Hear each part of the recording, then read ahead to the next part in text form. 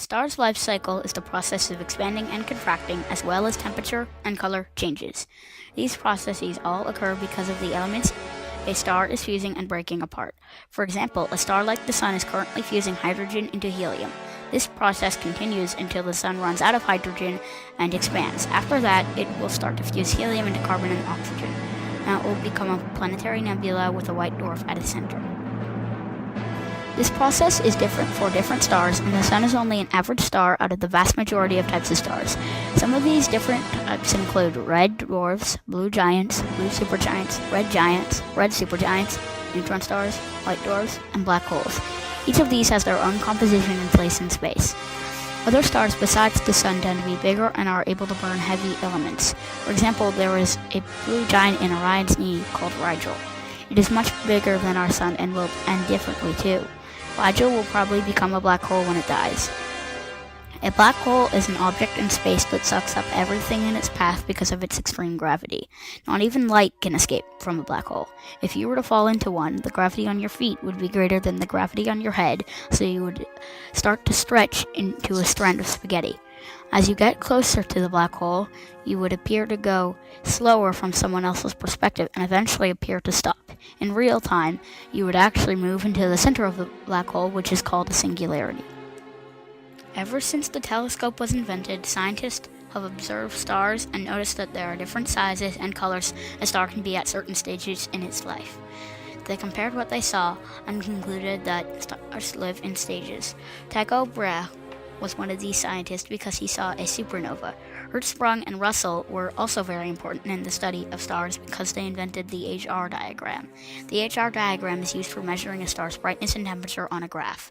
In modern times, people have also made discoveries like Type II supernovae.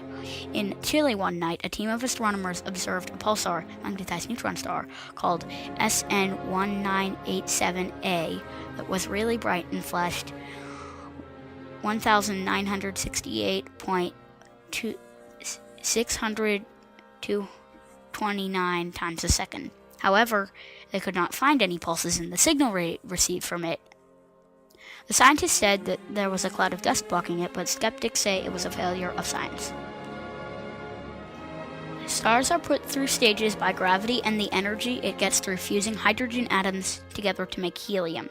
This process releases energy in the form of particles that make the Sun shine. After a while, stars run out of hydrogen and start to fuse helium into carbon. Before it can do this, it has to expand to make its core hotter. Pretty soon it runs out of helium and dies. This process may have ended for the Sun, because it is a main sequence star, but for other stars, they can continue fusing smaller elements up until iron, because iron cannot be fused to make energy. For bigger stars, dying makes a big explosion called a supernova that releases lots of energy. For smaller stars, dying makes a gentle burst called a nova that leaves a planetary nebula. Over the course of a star's life, it appears differently in terms of brightness, color, and size. For example, a blue star is blue during most of its life, but it becomes much larger and redder when it's about to die. Throughout all of this time, gravity pushing in on the star is met by pressure pushing out. I decided to choose the life cycle of stars because I thought it would be cool to present on because I knew a lot about it, and there would be cool animations to watch about it. I was right. Additional reasons include that I thought there would be cool pictures to look at and interesting text to read. There also wasn't enough information about my first choice, the Triangulum Galaxy, for it to be studied. The history of the life cycle of stars reminds me of the discovery of all science because it happened and is still happening over time, as well as the fact that I like science. The history of the life cycle of stars is like a library that is constantly getting new books put into its collection. An example of a library like this would be the Library of Alexandria in its time. It would have to be in its time, roughly 1 CE, because the Library of Alexandria was destroyed.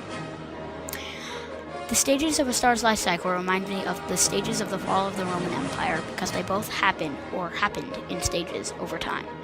I thought of this comparison because I really enjoy studying history. Another reason is that I think the fall of the Roman Empire is very interesting to learn about.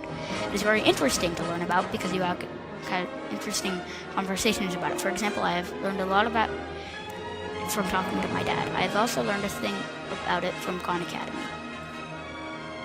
The fight between gravity and pressures reminds me of stalemate in chess because I play chess, or used to, and have had many experiences where one of my chess games has turned out as a stalemate. It reminds me of this because nobody really wins for the time being until the next rematch, and in the case of stars, gravity wins the rematch after a while.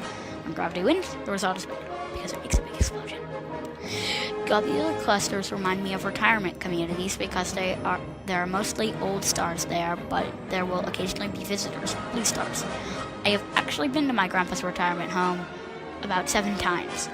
I also noticed that there seems to be no one direction everyone goes in during the day, and there is a randomness similar to globular clusters.